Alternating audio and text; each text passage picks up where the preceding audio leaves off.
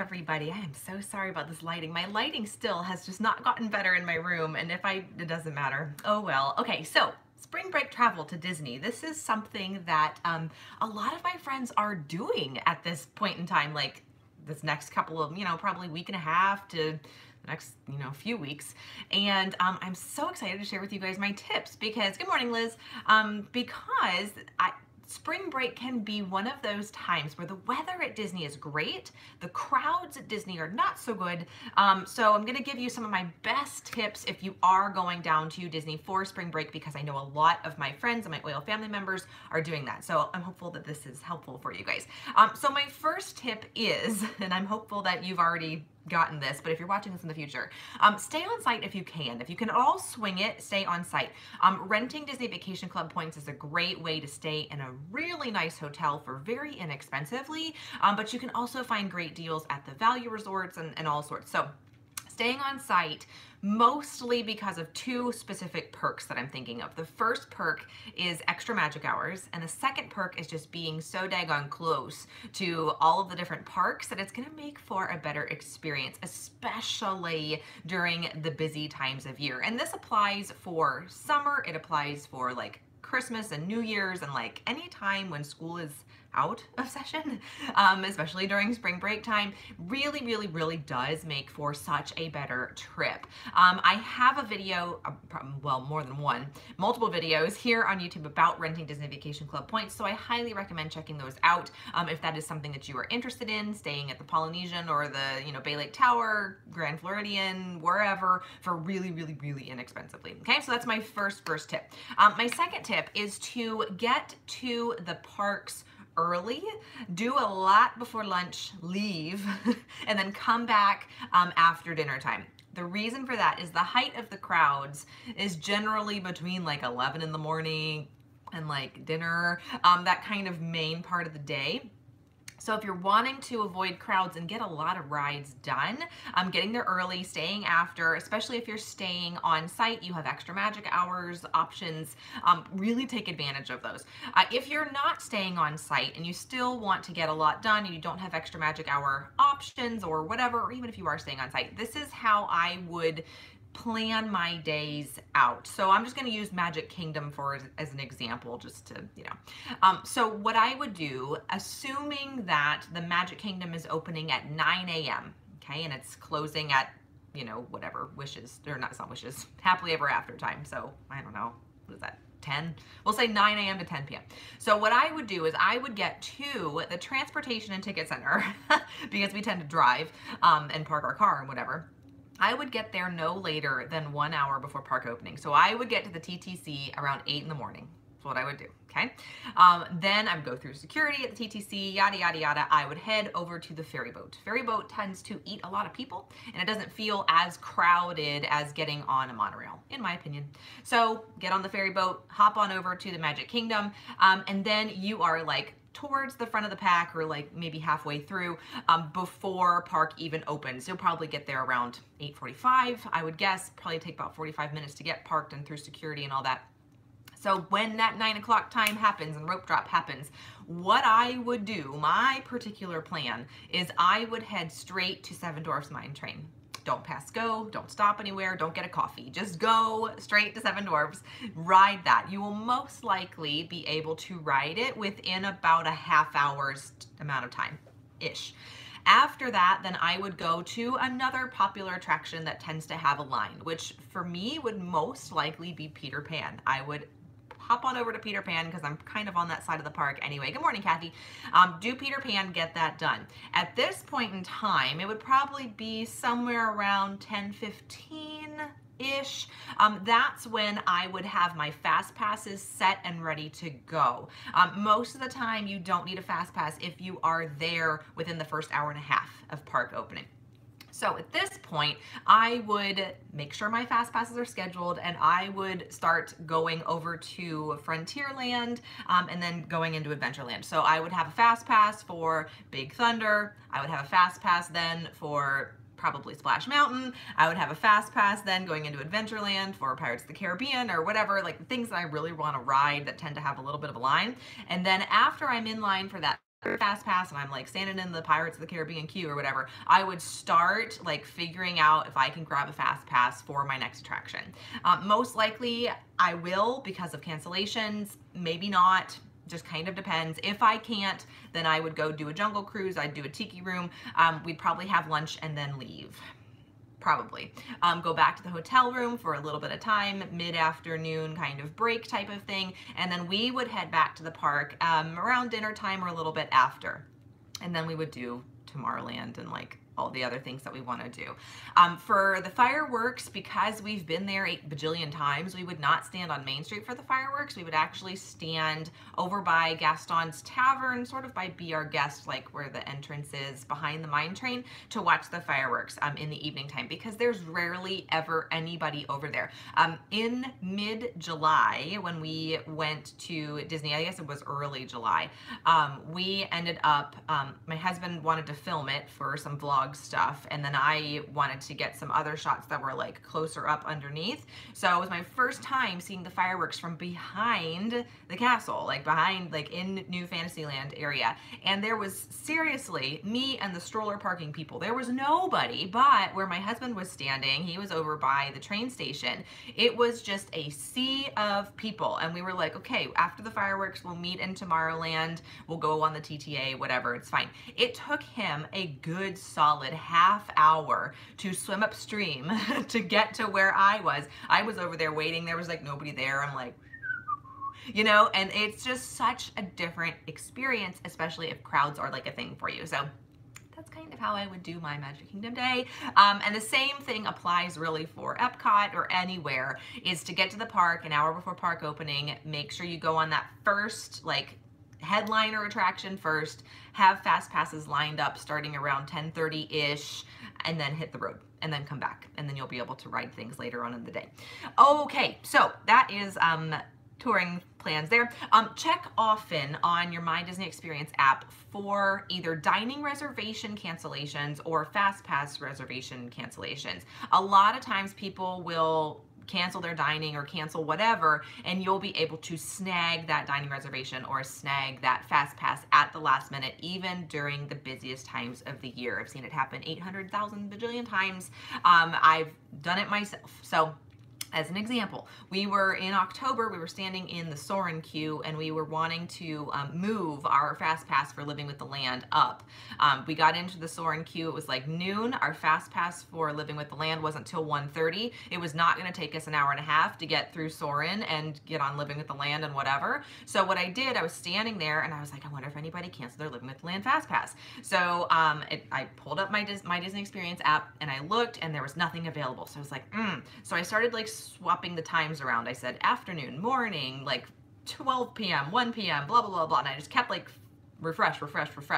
Sure enough, something at 12:30 popped open for Living with the Land. I was like, boo! So then I took it. And so we got off of Soarin', we went right on Living with the Land, and it was perfect. So if at first you don't succeed, try again. Keep hitting refresh on that app, because you never know, there's something, people are always in there, you know, something will pop up.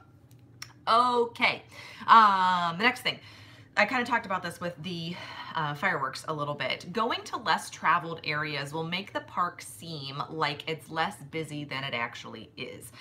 So there's a few bottleneck times. I'm just gonna, again, use Magic Kingdom as an example, because that's where you really kind of feel the crowds, because it's like a little smaller park. Everything's on top of each other. So after the parades are over, there is this mass, in the fireworks, a mass of humanity always trying to get to a certain part of the park. And it is just, this is where when you see crowd photos during this particular time of year, you're like, I am never going to Disney because look at all those people. Well, that's because it's after a parade has let out. So the parades go so slowly that the mass of people just kind of start following the parade route to get to where they're going. So during those times, either avoid Main Street, avoid that little corridor that comes down the, like, through Liberty Square and then takes a right and goes down Main Street. Go to Tomorrowland, go to Adventureland, like be in those outskirt areas during this peak time where everybody's gonna be bottlenecked, and that will make it feel a lot less crowded. And riding rides during the parade time, I know it's not the most popular opinion to most people because they all like the parades, but it might be worth it. You'll have a lot less people standing in line for the crowds and things like that during when everybody's lining up for the parade or when everybody's lining up for the fireworks. Like I have a former student of mine who gave me this idea, and I still haven't done it yet, and I still need to. She and her mom was able to get on to Seven Dwarfs Mine Train during when everybody's lining up for Happily Ever After on Main Street. Main Street is a complete zoo, right? But there's nobody in Fantasyland, and they were able to ride Seven Dwarfs Mine Train while the fireworks were going off. It was so cool for them. So just like a couple little options there. Hey Steve, how are you? Good morning. We're at Disney World at the moment, are from the UK. It's manic, really busy. I know. Yes, getting to the park early. I have been seeing some of my live streamer friends like Resort TV 1 and Spokesman and Corey Meets World and all those that have been going and just showing the crowds. Prince Charming Dev too, and it's just been like, ay. Yeah, it looks like it's absolutely crazy. So like trying to find those times to, and especially if you're familiar with Disney, you can kind of estimate where crowds will be at any particular time. You know what I'm saying? Like you can kind of tell, like during a parade, everybody's gonna be lined up, you know, down Main Street and over by Adventureland and, you know, into Frontierland and whatever, like kind of going in that direction. So if you can avoid those spots, you're better off, right? So yeah, but less experienced Disney people won't know that, and then it'll be like, I don't know how to get around this. Other kind of suggestions too, especially if you're at Hollywood Studios or Magic Kingdom, is the shops that go down the main drags oftentimes are all connected to each other. And a lot of times people don't know that, and so like we tend to, especially if there's a parade going on, we'll walk through the shops. We won't walk down Main Street or walk down the sidewalks of Main Street just because there's so many people and it's so loud and it's just like, bleh. So we go into the shops and just take the shops all the way down, and we can bingo bango zip around and all the things. There's also little like out of the way alcoves everywhere at every single park where you can duck into if you want to just let the crowd kind of pass. My husband and I are the type of people where if you saw my vlogs from, that would have been 2017, case in point, we were waiting to get on the Liberty Bell like boat, big paddle wheel boat thing. And when they open the gates up, it's like everybody, it's like the wisdom of crowds or the stupidity of crowds, I don't know what it is. Everybody kind of like lemmings and follows the person in front of them when you're at Disney World. Except for my husband and I. We're like the weird odd birds out because I guess we recognize this and like are weird and go against the grain. I don't know. But everybody stands up and like crowds around these little two turnstile. I don't know if it's called turnstile, but it's got like the little revolving like lap thing that you go through. Kind of counts the people as it goes on. And like everybody's bottlenecked over there. And I'm like, y'all, this is a huge boat. You don't have to be the first one on the boat. Like, it's okay to like let the crowd go in front of you. We are always at the back of the pack, whether we're getting on the boat at the TTC, getting on that, getting around the crowds. We just let them go ahead because it's like everybody gets into this zombie mode and just follows the person in front of them. And it's like, yeah. You don't need to do that, you know? Touring plans, yes. Oh gosh, forever. Yes, I love touring plans. They're so good. Good, we're coming back in June. Not worried about doing everything this time. Exactly. And that's the other thing too, is like, if this is your one-time trip and it's the only time you're gonna be there and like, you wanna get as much stuff as you can done, it's not, it'll be more stressful trying to do that, I think. You know, just trying to get every single thing like figured out and finished and like all the stuff, and it's never gonna happen. Disney is so big that it's just like sometimes you just have to take a step back and be like, okay, we're gonna choose between Space Mountain or Big Thunder. Which do you want? You know, pick one. So yeah, I know, I totally feel you. So going back to those alcoves thing, it's so crowded. People just stop and chat. That's right. Or they'll stop and take pictures, right? Like they'll stop right in front of the castle, or they'll like a stroller will cut you off or whatever, right? It happens to all of us. It's just like, yeah, it's one of those times where you pack your patience and then you just kind of like laugh at people because they all do it. Everybody does it. It's like, I wish I knew like what goes on in people's psyche to make that happen. I don't know. I don't understand it. We always go off to the side and like get out of people's way, but I don't know. So, so at the Magic Kingdom, little alcoves, things that you can like duck into or get out of the way of people if it's just like people overload and you just need to let a crowd go by. Two spots in particular on Main Street. The first is the train station, because the train's not running right now. They're like working on the track and like doing all this stuff. So you can go up on the train station, hardly anybody up there normally, because there's really nothing to do other than maybe wait for fireworks, so it'll get a little busy towards the end of the day. But outside of that, it's just like empty, it's fine. The other spot that I really like is if you're going down Main Street off to the right, just kind of by the China shop, and there's like this vocal music teacher audio coming out. There's like this little like alcove back there. It's the secret spot, as I refer to it, and especially after the fireworks, or like after a parade is done and the mass of humanity is coming at you, you can go into that little alcove and just let the people go by, have some water, like get off your feet for a second. It's a great little place to duck into, and it makes the park not feel quite as crowded. Over at Epcot, I feel like Morocco is a good place for this too, because Morocco, the pavilion itself is so windy. There's lots of different little pathways, and you can really get out of the feeling of like mass of everybody in Morocco, especially in that one little spot where you go under the archway on the left-hand side where there's that little tiny water fountain. Again, there's nothing in there, there's nothing to do, so it doesn't draw crowds.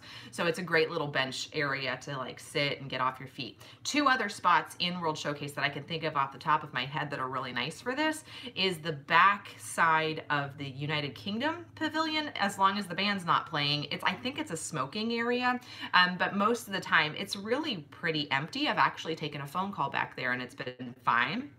You have to go past the tea shop. It's like right in the back side there. The other one is the Canada Pavilion, also kind of up by like you're going towards the Circle Vision, but you have to walk up the stairs, like go up that elevated area. That oftentimes will have nobody back there. And again, it's just a nice place to like sit, recharge, let crowds go by, and then you go on and do your thing. Over at Animal Kingdom, my favorite spot is when you're in the Oasis and you're walking towards the Tree of Life. I actually have two. Off to the left-hand side, there's this little, it kind of looks like a cave, sort of, and around there's like a little suspension bridge. Again, benches, everybody walks past because there's nothing to do. They just don't even realize it. They're like heading to their attractions, right? So that's a place where you can go and like let people get in and get out and all that. The other spot is just across the bridge into Asia. Like you're gonna head right and go to Expedition Everest. It's like a counter service restaurant that doesn't really have food though. I mean, it just has drinks. And there's this little like pagoda area. Again, nothing to do in there, so nobody goes in it. So it's just a nice little out of the way place to go. Over at Hollywood Studios, there's less of this because less is open. Most of the time, from what I've been seeing from my live vlogger friends, is that Slinky Dog area, right? The Toy Story Land area is the most crowded right now because it's the newest part of the park. So over by, there's like a, what do they call that? I can't remember the name of the dinosaur, but there's like a little dinosaur counter service area in that part, kind of by where the exit of Indiana Jones is. Like there's less to do over there, so that's a great place to kind of go and duck out of the crowds for a little bit of time. And that's really the only spot I can think of over at Hollywood Studios right now. And it's just gonna be, I mean, progressively busier when the whole Star Wars thing opens this fall. So it's gonna be kind of a crazy thing too. I would just avoid Hollywood Studios at all costs. Okay, so other little tips here, and I'm getting kind of long and I apologize. Things to make sure you have with you. I just pulled up the 10-day forecast. So if you're watching this right now and you're going down to Disney now or like soon, it's really like pleasant. Like the weather does not look super hot at all. Like it looks like the lows are like upper 50s, low 60s. So I would definitely have a jacket with you for sure, depending on where you're coming from in the world. It might feel really, really, really warm to you. But I mean, for being outside all day, it might be nice to have a jacket with you. The weather, as far as rain goes this week, this upcoming week, doesn't look bad at all. It's like 0 and 10, 20% chance of rain, which, you know, that's nothing. And then later on next week, into early April, it says, you know, 50% chance of rain, but that's so far off, they don't know. So what I would recommend, at least it's not looking like super heat wave at this point in time, especially like this one day, next Wednesday, it says a high of 71, low of 57. Like, that you definitely want to have a jacket with you. The second thing I would recommend is also bringing a small umbrella just in case. Ponchos are not comfortable. They just aren't. They get drippy and they're yucky. So I always recommend people have a small umbrella in a big like gallon-sized Ziploc or something to keep your stuff dry if you put it in your backpack. Sunscreen is always a good idea to have just in case. Even if it's not hot, it's still super sunny and you're closer to the equator there than most of us.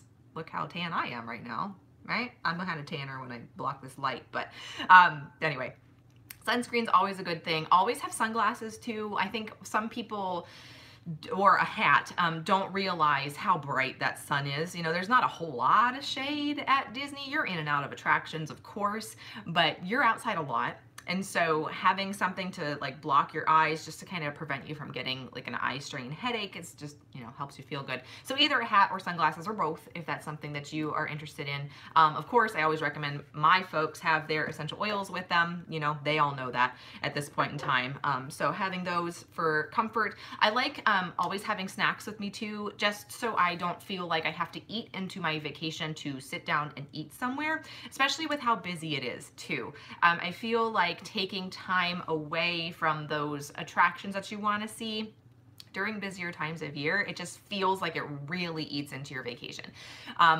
in my opinion. So I like to have water with me. I have banana, I have jerky, I have, you know, whatever we're used to having at home. There's a gigantic military plane landing. I live near an airport, and wow, if I could turn you around and show you, I would. It is gigantic. It's like Shamu's coming in for a landing. What is going on? Sorry, distractions. Other things that I like to have with me, I always like to have Kleenex with me. I always like to have hand purifier and blister block bandages. You're on your feet walking tons, like 7 to 9 hours, miles and hours a day. Like, it's a lot on your feet, especially if you're not used to that. If you work at a desk job or whatever, like a lot of times you definitely need to make sure you're taking care of your feet as best as you can. Other things, you know, for me, at least during summer travel, water is such a big thing. But right now with how this, is looking, you're not going to feel as like sweaty and dehydrated as you would if you were going in June or July. Always though, have water with you. If you don't, you can get free water at any of the quick service, counter service locations that have fountain drinks. They'll give you a free glass of ice water. Also, most of the Starbucks also have a carafe, I don't know, a jug of water that you can go in and you can get also for free, which is nice. There's one, if you're at the Magic Kingdom, at Tony's restaurant also, you can duck into and get that there as well. Other things, let me see. Is there anything else that I want to mention with that? I don't think so. I think those are my top tips for spring break travel to Disney. Pack your patience and keep checking for fast passes. That's like my number 2, 1 and 2, like best pieces of advice for you, because that's literally all you can do with how many people are at Disney at any given time. I mean, it's the #1 tourist destination in the United States, so what can you do? They do a good job though. They really do a good job with, you know, keeping the crowds managed. Listen to your cast members. The cast members are there for your safety and for, you know, helping you have the best trip that you possibly can, and they do a great job with it too. So, all right, y'all. Well, this was day 19. I think so, of my 30 days of live videos. If you have anything that you would like me to cover in future videos, let me know. Leave a thumbs up if you enjoyed this video, and I'll see y'all tomorrow. All right, have